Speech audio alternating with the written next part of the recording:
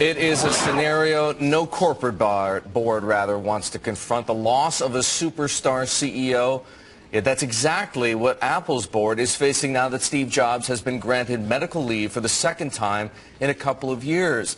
We wanted to know just what Apple directors are going through right now. Do they have shareholders' best interests in mind? So we asked Bill George to join us. Bill is a professor of management at the Harvard Business School and a veteran of boardroom dilemmas. He's a director at Goldman Sachs and the former chairman and CEO of Medtronic. Bill, good morning to you.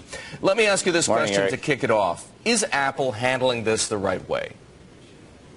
Well, I think they're handling it the only way they can handle it. You're in a position where you just don't know. You have to have a lot of empathy for Steve Jobs and his family right now.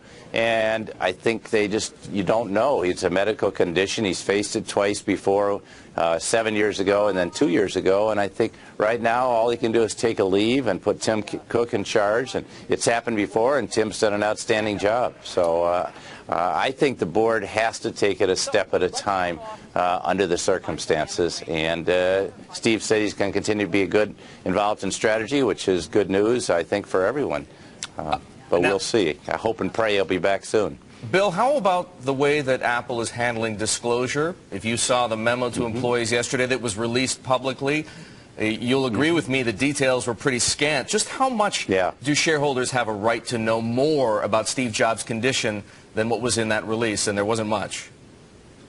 Well, I agree. It's very scant, but I don't think they know. I mean, I face this in my own family, where you go into these never land with healthcare issues, and I think you just don't know. And I think they can say that the company's in good hands. And Eric, I think I'd like to make the point, Apple's a very different company it was when Steve came back 15 years ago. It had about a $7 billion market cap, was really on its back. And today they have a very strong management team, and they've been building it up. So it's not like he's a one-person show. Yes, he's the world's greatest innovation leader. There's only one Steve Jobs. You're not going to replace him per se. But I think the team there with Jonathan Ive and people like Ron Johnson running retail, and it's the world's only fully integrated technology company.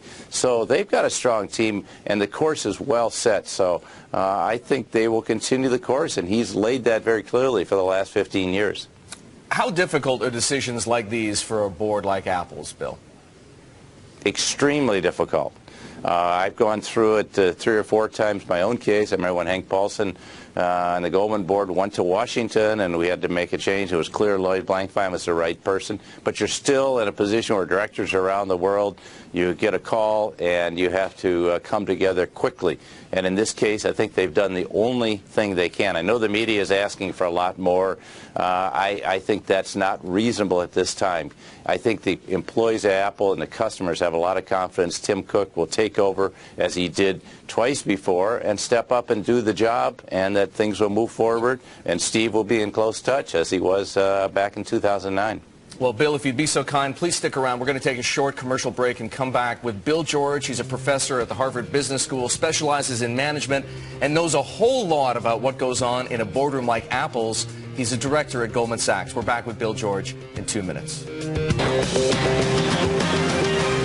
Welcome back. We're talking about Apple and Steve Jobs with an expert on management and corporate governance, Bill George of Harvard Business School. Bill, the last time Steve Jobs took medical leave, and we now know, of course, it was to have a liver transplant, Tim Cook was appointed the interim CEO. Should we read anything into the fact that the board didn't deem it necessary to appoint him interim CEO this time around?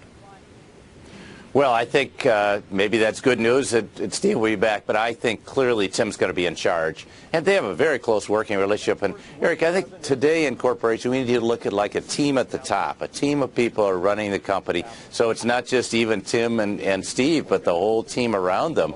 And Apple has built up that team and done it very, very well, in my opinion. I couldn't have said that back in 2004. I was very uncertain. But I think today, and I think in 2009, it was shown that the company will go on quite well. There's no one to replace the image of Steve Jobs, but in terms of the leadership decisions, I think they're in good shape, and Steve's still there. He's going to be in contact with him, if not physically on the premises. Bill, I would be remiss in not asking you a question about the other big tech story, you might call it, of the day. The situation with Steve Jobs, you could say it's a no-win for Apple.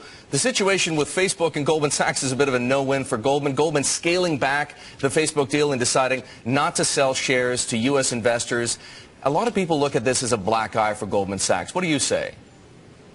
I'm just not in a position to comment on that story for legal reasons, Eric. So, unfortunately, I can't help you on that story. So, well, Bill, I understand you are a board member at Goldman Sachs, and clearly these are, it's a sticky situation for Goldman. We do appreciate you joining us, as always, Bill, and giving us some great insights into what it's like to be a board member at Apple this morning with Steve Jobs taking medical leave. That's Bill George, Harvard Business School professor. Deirdre?